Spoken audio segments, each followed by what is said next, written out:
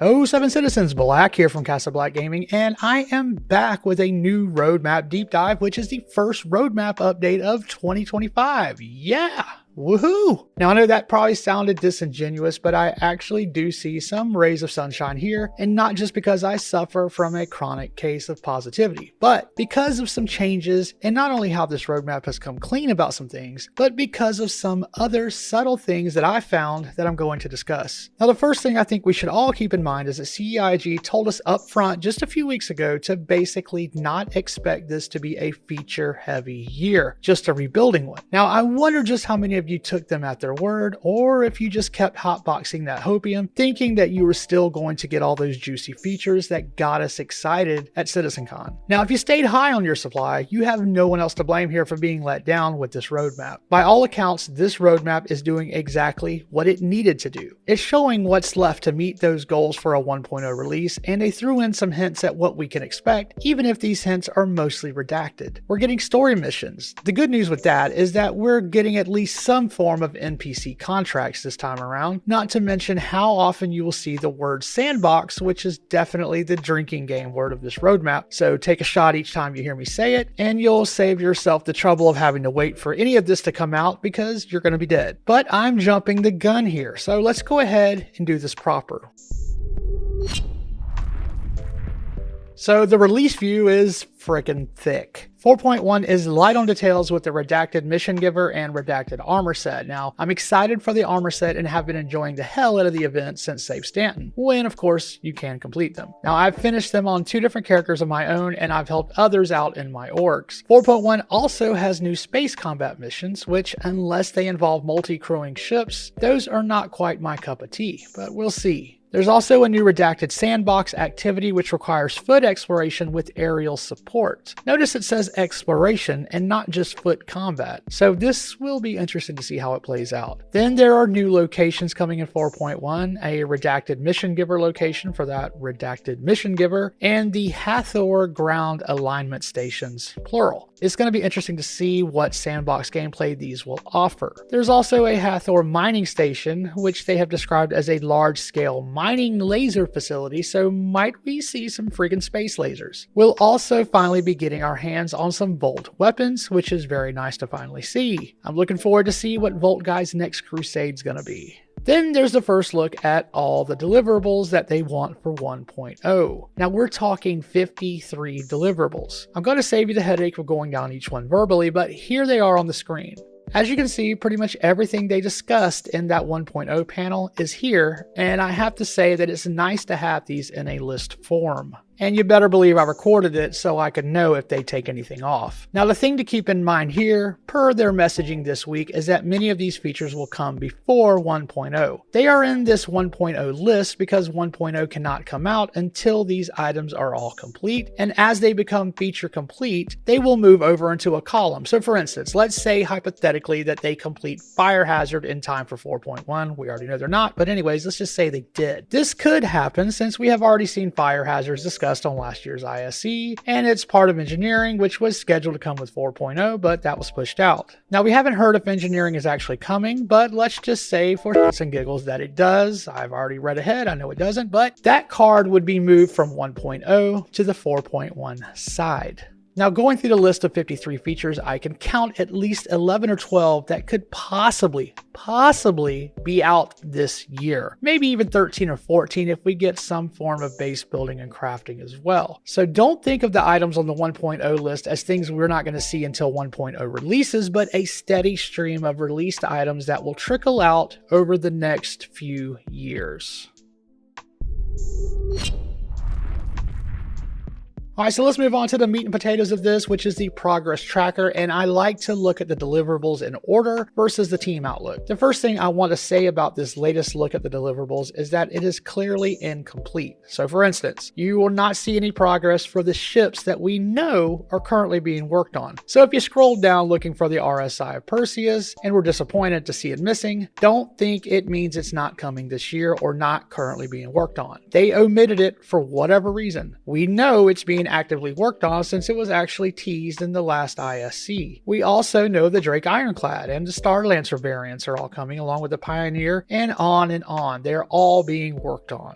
Now, it's not just ships getting left out either, but even the ATC service, which we know they worked on for 4.0.2, doing some self-healing code updates that was shown to have not been touched on the roadmap here since August of 2023. They in fact added a new ATC system rewrite deliverable on the tracker for the first time, since this is a new feature being worked on, as Benoit stated a few weeks ago, and it doesn't even show any work on it either. So clearly this is not quite up to date, so don't lose hope. Now, I do get the frustration because at this point we have all been looking for some little nugget of hope for 2025, whether that be knowing when our anticipated ship is arriving or if we finally get to retrieve our store-bought items and not lose them as we always have. Now, the Volt weapons are something else we know they actively are working on and have been teased both in Spectrum and now also on the release view, yet no work is shown on them here either in the deliverables. I believe they were also mentioned in the monthly report, but I might be wrong. Now let's break down the items that are showing currently that are being worked on. First, we have base building. Now, this one is interesting and is one of those surprising elements that I mentioned earlier about this roadmap. Ever since I've been covering the roadmap, I have never seen anything go beyond the halfway point of the year. They usually only schedule anything this early in the year up to June. However, base building shows it's scheduled until October. Now, does this mean it will be complete by then?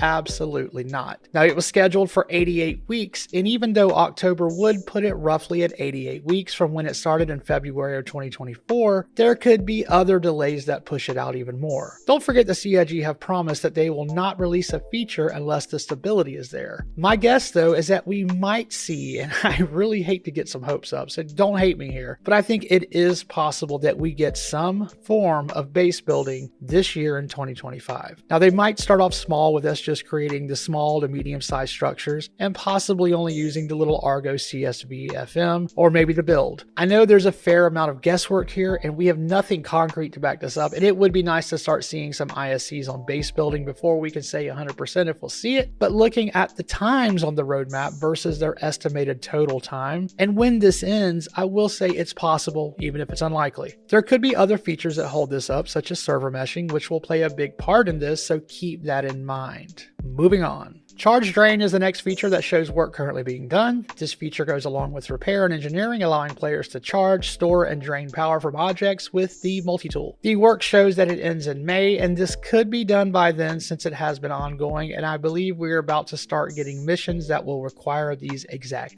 features. Now up next is crafting, which is that other hot topic feature of this year that could or could not see the light of day. Now my personal hope here is that we get some sort of tier 0 crafting this year. This feature shows complete in August, which to me goes hand in hand with introducing base building afterward. Give us some blueprints and some crafting stations, even if it's just crafting some weapons or armor pieces. Even if the better quality systems are not yet in place, or the new planet tech with the single resource nodes aren't in yet, just let us start crafting already. If we could only get one thing this year between crafting and base building, I want it to be crafting, simply because it could give us more to do with these resources that we're skipping over. I have found way too much aluminum and pyro not to be using it. Alright, so here's a bummer. Engineering now shows work to be done until May. I told you I skipped ahead. So much for seeing it with a 4.1 patch, but possibly the 4.1.x patch could still get it, and maybe even in time for Invictus. All of the items associated with engineering are probably also postponed with it, but we'll see in just a few minutes.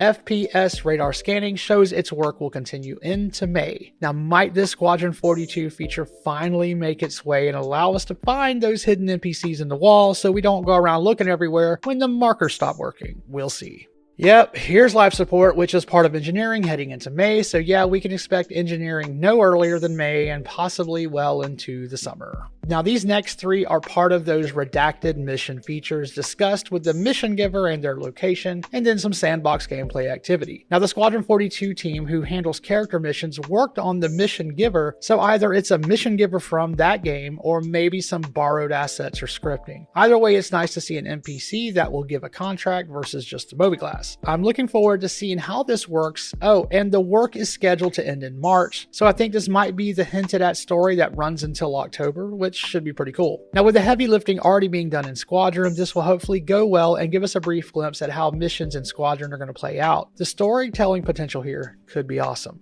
Now, there was a tiny bit of work done on the supply or die event that's coming soon. Now, this shows on the release view that it is coming with 4.0.2 or shortly after, so this should be interesting and a continuation of storytelling events in the verse that I've been enjoying. All right, and so that wraps up deliverables currently being worked on, or at least what this list is currently showing is being worked on.